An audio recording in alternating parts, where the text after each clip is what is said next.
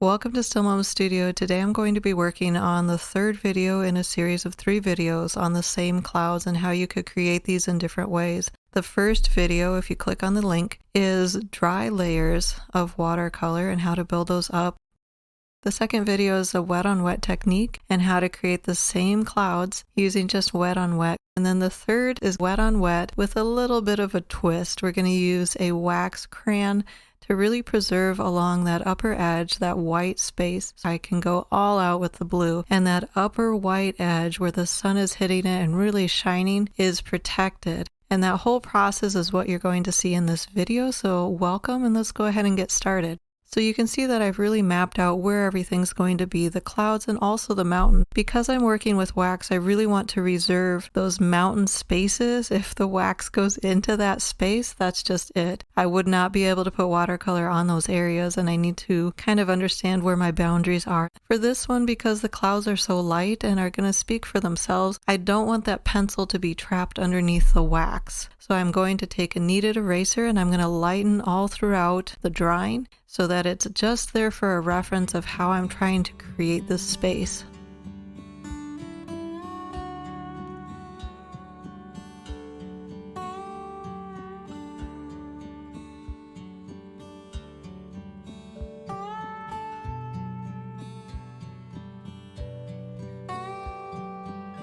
As you're creating these wax lines, if you just remember up and over these billowing clouds up above, and then use the wax crayon a little softer underneath to create a little bit of a feathered effect. So a firm pressure up above to create mounds, and then feathering down below.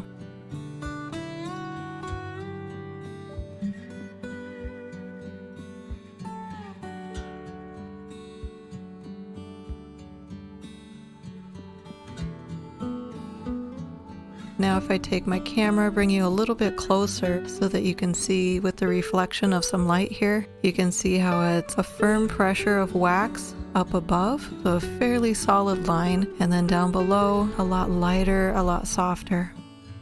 Spritz all across the paper a nice even coating of water, and then add blue all the way across. I would still want to respect some of those white areas. I didn't wax over everything, so I will go ahead and still follow my outline, but you can see how it bumps against the wax pretty hard and pretty firm where it's going to be a very, very white line.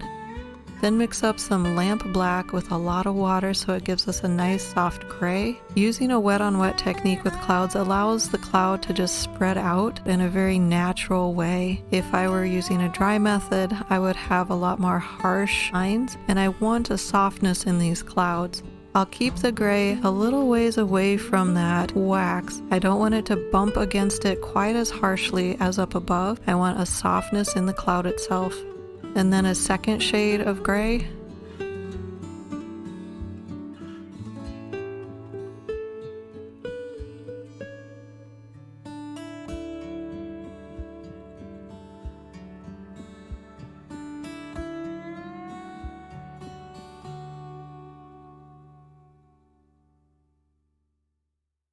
And once that's a little bit dry, touch in a medium lamp black, so a little bit darker gray, and finish up some of those folds to highlight those billows in through the middle and up above.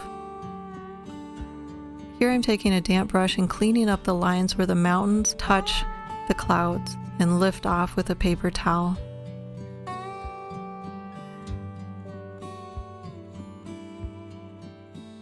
And then drop in some clean water here and there to create a watermark in the cloud, and it spreads the pigment out and creates its own little billow within the cloud itself. And you can do that in 1 or 2 spots. Let that fully dry before working on the mountains. As you can see from the reference photo, it's a fairly good representation. I like how crisp it is with those whites. If you're interested in the paint colors or brands that I use, you can check out the link down below. I have all that listed over on my website. Don't forget to hit the like button and subscribe. Thanks for watching.